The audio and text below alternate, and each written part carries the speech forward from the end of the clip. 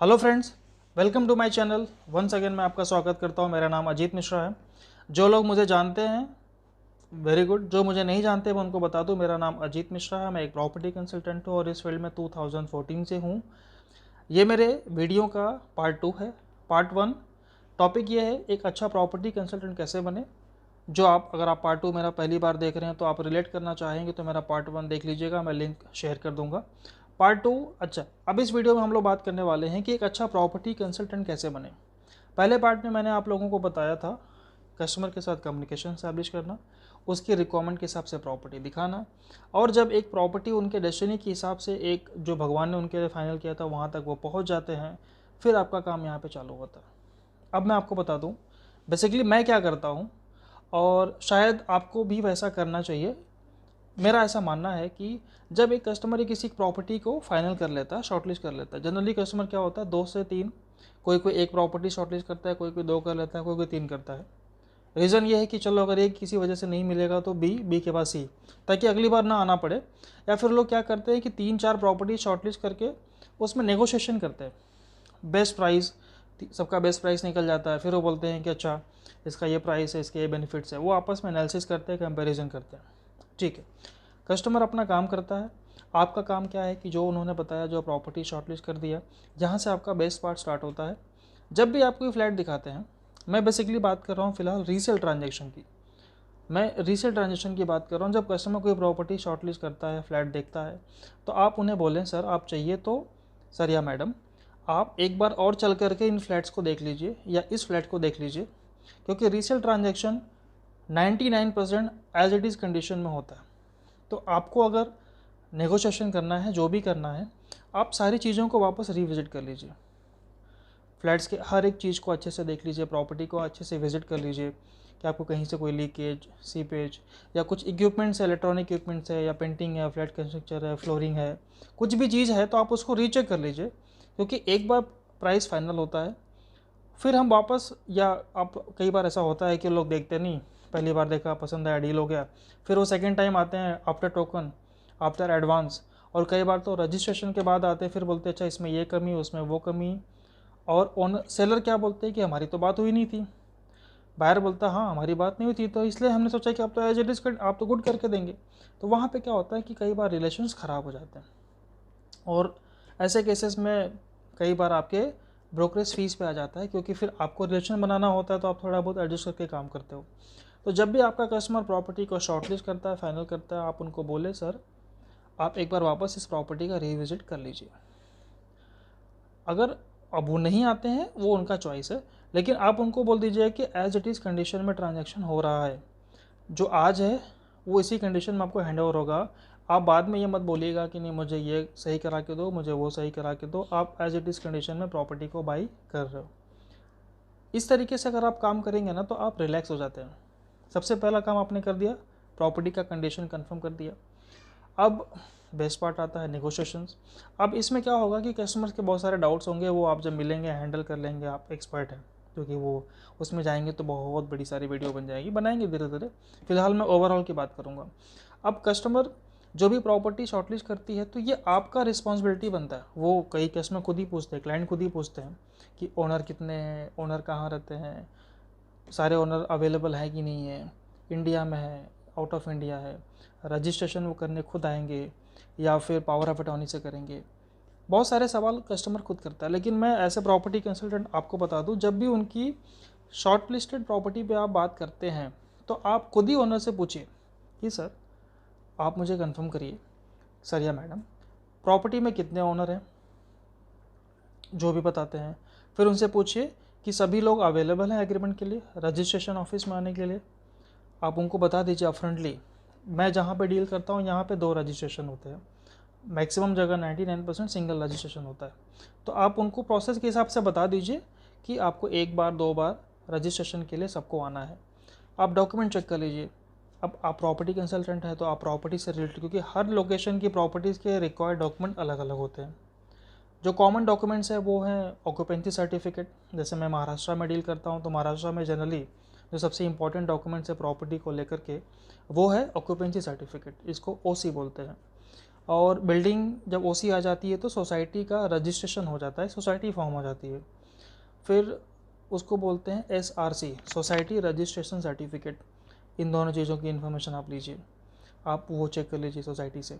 Owner से आप check करिए कि सर उनका कोई लोन है कि नहीं है, लोन है तो कौन से बैंक से है और रफली क्या अमाउंट है। तो सबसे पहली चीज़ आपको क्या चेक करना है, कितने ओनर हैं, वो अवेलेबल है कि नहीं है नहीं है, अगर है तो वेल एंड गुड, नहीं है तो क्या रीज़न है, मतलब दुनिया में नहीं है या उनका पावर ऑफ अटॉर्नी है या फिर वो किसी और सिटी में है। उन सारी चीज़ों पर आपको ध्यान देना पड़ेगा। कोशिश करें मैक्सिमम टाइम की जो सेलर हैं वो आए रजिस्ट्रेशन करने के लिए। अगर वो नहीं आ पा रहे हैं तो उनका पावर ऑफ अटॉर्नी रजिस्टर्ड होना चाहिए। इन चीज़ पे आप ध्यान दीजिए। अब सेलर से पूछिए कि सर क्या आपने शेयर सर्टिफिकेट मिला है, नोट बना लीजिए, कितने सेलर हैं, अवेलेबिलिटी क्या है, लोन है कि नहीं है, किस बैंक से, कितना अमाउंट है, शेयर सर्टिफिकेट उन्होंने लिया कि नहीं लिया हुआ है। जहाँ पे मैं डील करता हूँ यहाँ पे बिल्डर की तरफ से पार्किंग लेटर, पोजीशन लेटर दिया जाता है, वो उनके पास है कि नहीं है। सारी चीज़ों को आप चेक कर लें। किसी किसी का लोन नहीं होता है और वो ओरिजिनल एग्रीमेंट उनको कई 1-2 केसेस में गुम हो जाता है। एक मैंने ट्रांजेक्शन किया था जहाँ पे उनको पता नहीं था कि ओरिजिनल एग्रीमेंट मिलता है। 2 दिन मैं उनको दूसरे स्टेप्स बता रहा हूँ, ये समझ है कि गुम हो गया। 2 दिन बाद उनका फ़ोन आया, कह रहे हाँ भाई वो मेरे डैडी ने रखा था, वो मिल गया। तो फिर ऐसे केस में मैं पर्सनली जा कर के उनके घर पे डॉक्यूमेंट को रीचेक किया, वेरीफाई किया कि ओरिजिनल है कि नहीं है। तो इन सारी चीज़ों को आप चेक करें। फिर प्राइस नेगोशिएशन वो आपको हैंडल करना है, क्योंकि आपका क्लाइंट कौन है उसके हिसाब से नेगोशिएशन होता है। नेगोशिएशन के मामले में इसका वीडियो अलग से बनाऊंगा, लेकिन ओवरऑल बता दूं 3 तरह के लोग होते हैं। फर्स्ट मेरे जैसे, ओके हाँ ठीक है। सेकंड जो थोड़े बहुत नेगोशिएट करते हैं। तीसरे होते हैं नेगोशिएटर, हार्डकोर नेगोशिएटर, तो वो इस पर अपन अलग से वीडियो बनाएंगे। तो प्राइस वगैरह फाइनल हो जाती है, सारी चेक लिस्ट हो जाती है, आपने कंडीशन क्लियर कर दिया, ओनर की तरफ से अवेलेबिलिटी कर दिया, डॉक्यूमेंटेशन क्लियर कर दिया, प्राइस फाइनल हो गया। तो अगला स्टेप आपका आता है मीटिंग। मीटिंग अगर पॉसिबल है एज़ पर अवेलेबिलिटी, क्योंकि कौन ओनर कहाँ है, टाइमिंग क्या है, तो ठीक है। नहीं होता तो आप कॉन्फ्रेंस कॉल करिए, कॉन्फ्रेंस कॉल में प्राइस फाइनल करिए, डील को डन करा दीजिए। आप खुद ही मैनेज कर करके जब डील आपकी डन होती है तो आपको बनाना होता है MOU, मेमोरेंडम ऑफ अंडरस्टैंडिंग। आप इसमें बेसिकली बायर का डिटेल, सेलर का डिटेल, प्रॉपर्टी डिटेल, प्राइस, कब कितना पैसा मिलेगा, और एक तरीके का आप MOU बना लेते हैं। अगर दोनों का टाइमिंग मैच नहीं होता है तो आप पर्सनली जाइए, आप बायर से उनके as per comfort cheque payment या ऑनलाइन पेमेंट टोकन करा दीजिए। फिर MOU पे as per availability of buyer और सेलर आप उनका साइन ले लीजिए। तो क्या होता है कि इसमें एक डॉक्यूमेंटेशन पार्ट हो जाता है।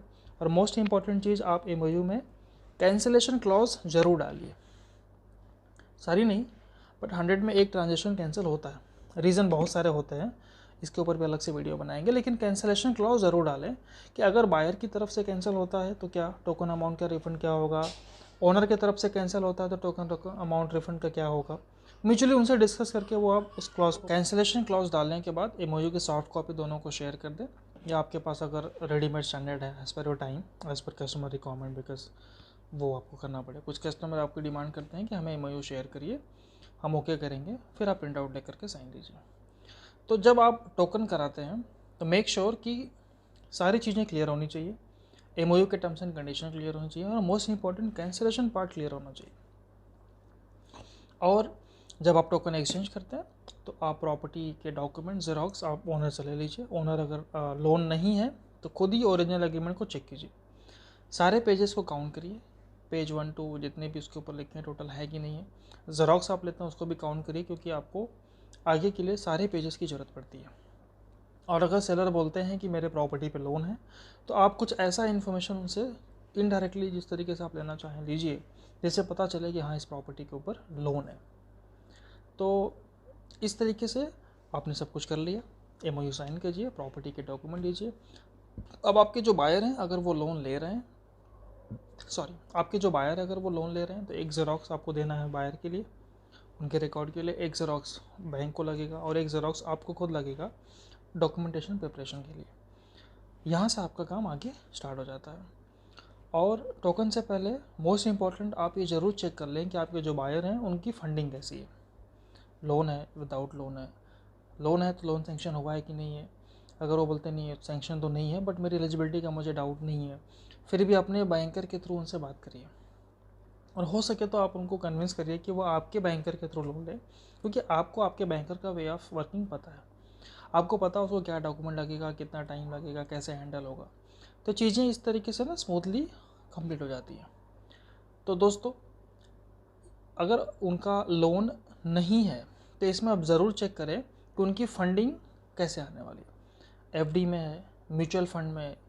मैक्सिमम लोग क्या बोलते हैं कि मुझे प्रॉपर्टी सेल करके बाई करनी है, तो उनसे प्रॉपर्टी जब फ्लैट दिखाते हैं वो शॉर्टलिस्ट करते हैं तो तभी क्लियर कर लीजिए कि सर आप फंडिंग कैसे करने वाले हैं।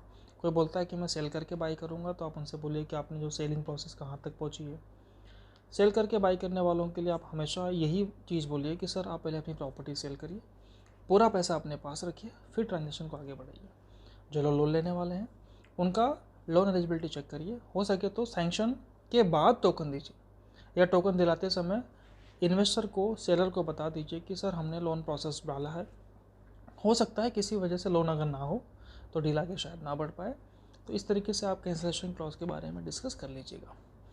तो दोस्तों ये हमारा पार्ट 2 है, how to be a good property consultant part 2। और भी बहुत सारी इन्फॉर्मेशन है जो कि मैं पार्ट 3 पार्ट 4 में लाता रहूँगा। वो आगे बढ़ाएंगे कि MOU होने के बाद अब एक अच्छे प्रॉपर्टी कंसल्टेंट के क्या काम होते हैं, क्या आपको काम करना चाहिए, वो मैं आपको बताने वाला हूँ नेक्स्ट वीडियो में। Thank you so much for watching this video since here till here. और अगर आपको ये वीडियो पसंद आई है इसे आप लाइक करें, शेयर करें और मेरे चैनल को सब्सक्राइब करें सो दैट आपको प्रॉपर्टी से रिलेटेड इन्फॉर्मेशन मिलती रहे। कुछ और चीज़ अगर आप जानना चाहते हैं तो मुझे कमेंट करें, मैं उसके ऊपर वीडियो बनाऊंगा और आपको इन्फॉर्मेशन शेयर करूंगा। तब तक के लिए bye bye, take care, all the